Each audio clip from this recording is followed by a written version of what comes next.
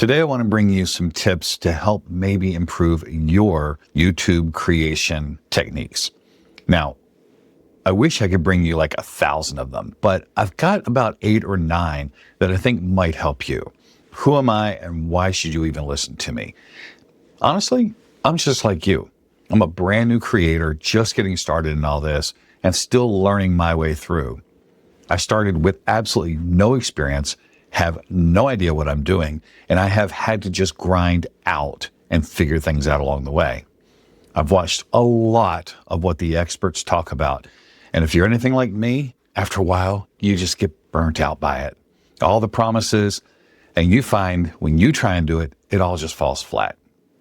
So I'm going to share with you what I have learned and a few tips that might help make things just a little bit easier for you as you get started. The first tip I want to give you is about your hands. These bring life to whatever it is you're doing.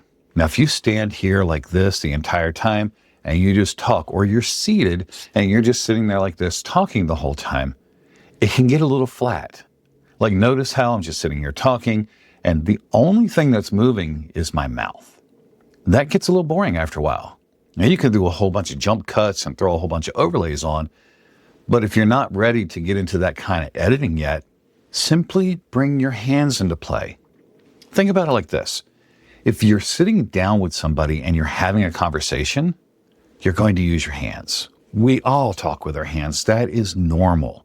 So when you bring your hands into play and you're using your hands in what you're doing, it gives you a lot more life to what you're doing, but it gives you a lot more versatility too. Like, I can use this to really emphasize a very powerful point. I can use it to bring different emotion into play as well. So use your hands because they are going to bring so much more to the life of your video and make it a little bit more engaging to even watch to start with. Now, this next tip, I don't know, this may work for you, it may not. I'm still figuring this one out for myself. But right now, you'll notice I'm standing. I'm not sitting down. Normally when I do this, I'm seated. I've done a lot of videos sitting in my car, but I'm trying to do a little bit more versatility and try and figure out what really works in this. And in this case, I'm standing, and it allows me more movement, like kind of like with our hands, where we're using our hands for movement. I can move a little bit easier this way. I'm not stuck in one position. I can lean forward. I can step back. Now notice the lighting here gets a little off, so my lighting's not perfect, but this gives me a little bit more flow. It brings my whole body into play too. So I can even shift my hips or move my legs and kind of rock back and forth. It brings more overall life and energy into what we're doing, and that may very well work for you as well. Let's talk about cameras. Now, if you're like me or anybody else, you have your phone and you can typically use that. I found for me, the phone felt very weird. I don't like using the back camera simply because I don't know where I'm supposed to look. There are 3 lenses and it never feels like I'm really looking into the lens. You know, if I try to use the front here, that little tiny lens, just that little green light, I can never really focus in on that. It doesn't work for me. So I bought an actual camera. I did not spend a ton of money. I have another video where I talked about that camera. It's the Canon PowerShot V1. It's a great little compact, little zoom camera. It does everything I want. It's built for creators, which is fantastic. But what that allows me to do more than anything is it gives me a place to look. Like right here, there is an eyeball. It's a bit of a cyclops, I'll admit that, but it gives me a place to actually focus in when I'm looking. I don't get distracted trying to figure out where I need to look. I know exactly where to look, and that gives that feeling that I'm actually looking and engaging with you. And that's huge. So think about that. Figure out which lens you need to be looking at. Figure out what really works for that, and then get really used to looking into the lens, almost looking through the lens, if you will. If you've got a little room and you can afford even not the most expensive, but a camera that is built for this, the Canon is a fantastic one. I know Sony makes a really good one as well for content creators. That's not super expensive. Both of them are about $1,000 or less. definitely look at that as an option if you've got room to work with that. If you're working with an actual camera and it's got the little LCD screen that comes out, that's actually a pretty cool tool. It allows you to see where you're at in frame and kind of how everything looks. But if you're like me, it can be a distraction. You get too often looking at yourself there to make sure you're right. You can do this even with your phone, right? If you're looking at the front-facing camera, you've got yourself right there as well. You can see exactly what's going on. And we're so often tempted to look at the screen versus looking in the lens. So a tip that I've found when using my camera, I can't figure it out with my phone, but when using my camera, I've taken the LCD screen and I have just slid it back. It's not all the way folded closed, but it's off just enough where if I needed to, I can peek out the corner of my eye and see that I'm still in frame, but I can't really see the screen in general. So what I now am doing is looking straight at the camera. I've got nowhere else to look. Now I can look over here and I can look over there. I can get distracted with 1,000 other things. But now the LCD screen is no longer a distraction for me. I know where to look. I'm not getting distracted over here, but I can still see where I am in the frame and make sure everything is looking right. So try that and see if that helps you as well. Now let's talk about how to bring the energy on camera, because I don't know about you, that's one of the hardest things. We talked about how to bring hands in and how to movement is good, but we need to be able to bring energy. And if we're just talking like we normally would, we're just talking to somebody, and there's a different level that has to be brought out on video. I learned this very early on because I would talk to the camera as if I was talking to a friend. And honestly, it just felt flat. It felt dead. There was no life to it. They say that the camera adds 10 pounds, right? So we know that there's something that's going on and manipulating what really is happening versus what is picking up. Same thing happens with energy. You have to bring more energy into it. As I said before, hands kind of play into that, right? You can bring more energy with that. But it really comes from taking the energy you have in here and just amplifying it up a little bit more. Now, you've got to be careful because you can almost seem like you're overdoing it. You still want to be relaxed. You still want to be in who you are. You don't want to feel like a caricature, but you just want to kind of amp it up just a little bit. It's amazing. That little bit makes a huge difference. For example, if I were just talking to somebody, this is kind of how I would talk to them. I would just, hey, you can do that or you cannot do that. Really is up to you. But if you really wanted to, you could do this instead. Or I can take it up a little bit. If you really wanted to do this, you could do that. Or you could even do this. But what if you did this as well? See the difference in the energy? It really does pay to bring a little bit more of the energy into play. Now, fair warning, at the end of your recording, you may need a break because it will take a little bit more energy out of you, but that's okay. If you can get the energy into what you're recording, it makes all the difference in the world. Here's kind of a challenge that you get into when you're bringing more energy to your video, right? Speed of talking. One of the challenges is to bring that energy as you start wanting to talk really fast and bring it in. And there should be a little bit of an additional energy, a pep in your step, if you will, in the way you talk. Because if it's really slow and it's very monotone, people will get bored with that very quickly. So you want to bring a little bit more into that.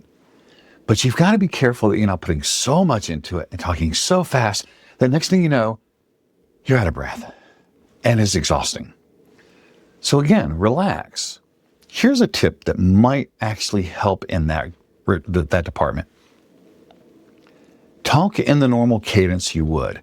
Bring the energy, use your hands, have your movement. But as you're talking, talk in a little bit more slower cadence, if that works for you. You can always speed that up just a little bit in post. When you're doing your editing, just up your speed, your playback speed, like 1.2. It'll just give it a little bit more pep as you go. And that might make a huge difference for you. I've already mentioned how I now talk to the camera because I only have the lens and I don't have the LCD screen as a distraction. But there's something more that goes to that. Understand that when you're talking to the camera, it's just you and the camera. The strange thing, unless you're doing a podcast and you're talking to other people, when it's just you and the camera, it can feel very awkward and weird. Like right now, I'm just in an empty room, just talking to the camera. There's nobody else there, and it feels very one-sided. So here's what I have learned for myself that helps. Figure out who you're talking to. Who is it on the other side of that camera? Again, think of it like your phone. You're talking to somebody, but they're not right there in front of you. Now, the advantage of the phone is you do get instant feedback, so it's not a one-sided conversation. But imagine that you're actually having a conversation with somebody on the other side. And imagine that they're asking you questions along the way. What about this? What about that? Maybe you see them nodding their head, right? Whatever it is, figure out who you're talking to. Give them a name if you need to. At least kind of figure out what that avatar is. And if you don't know what that is, it's just basically what your people look like, how they fit in what you're talking about. So if you can do that, you begin to learn how to then connect, not so much to the camera itself. Like the camera is inanimate. You're not trying to connect to the camera. You're trying to connect to the person on the other side. And it can feel weird. It feels very weird at first. So practice it. Keep doing it over and over again. Eventually, it doesn't feel so weird. One of the last tips I want to give you, and this is kind of really important, it's truly having real expectations in what you're doing. If you're like me, you're brand new to this. You don't have a ton of experience. You haven't sat there and played with cameras forever. You've not really talked on the camera very often at all. You've not done a lot of video. I've done some public speaking, but not anything that has allowed me to get really, really good and comfortable at that. So every bit of this has been a learning curve. It's all absolutely weird and strange as you're trying to do this. So set real expectations. Your channel's not going to take off overnight in most cases. Yes, there are some people that just go nuts, and that's fantastic.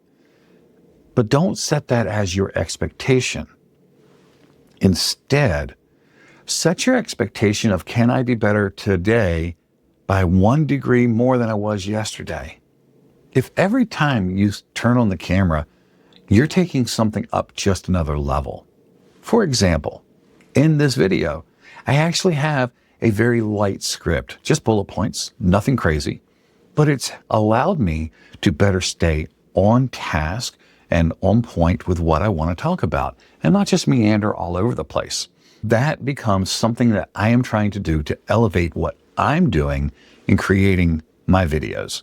So find what you need to work on and then just elevate one thing a little bit more.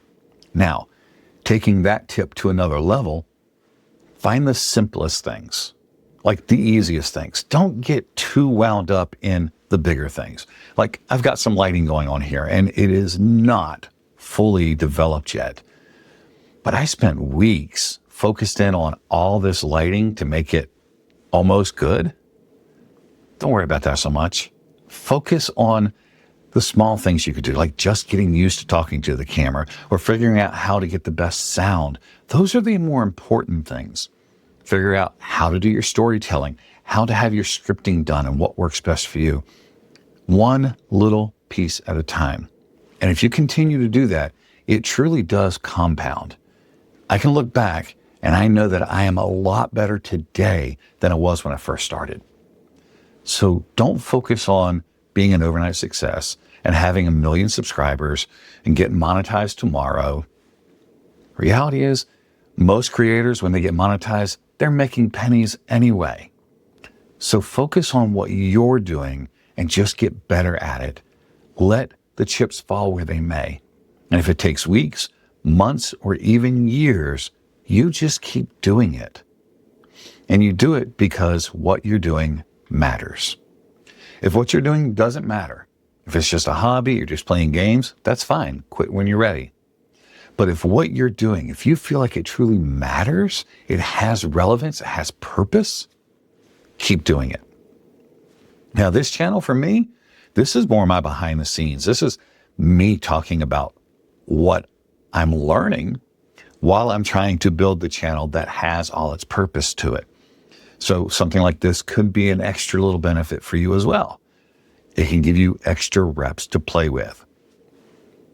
But set realistic expectations and don't allow yourself to get completely derailed when everything doesn't happen overnight. Now, this is my final tip for this video. And I'll be honest with you, this one slapped me upside the face. I've already recorded this once before.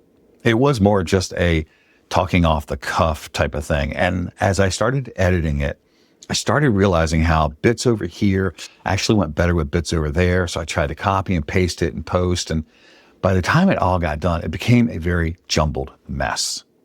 So when you have a situation where no matter what you're doing, it's just not coming together, don't be afraid to reshoot it. Like, legit.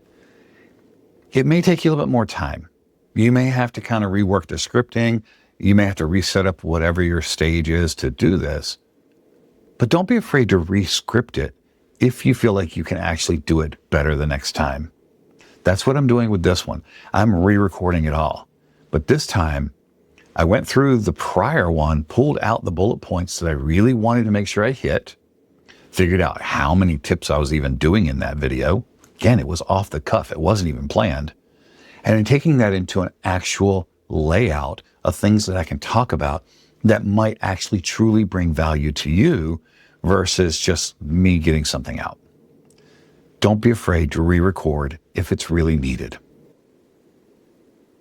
Those are my tips from somebody brand new learning how all this works. I am like maybe that far ahead of where I was yesterday. So I wanted to share that with you to see if that helps you in any way, shape, or form. If you haven't subscribed yet to this channel, I invite you, please hang out. And if this video did anything for you, if it helped in any way, leave me a comment. Let me know which one of these tips really worked well for you. If you have other tips that you think might be a benefit to other people that you've learned, put those down there as well. In the meantime, keep going, keep doing this thing, keep getting in the reps, and I'll catch you next time.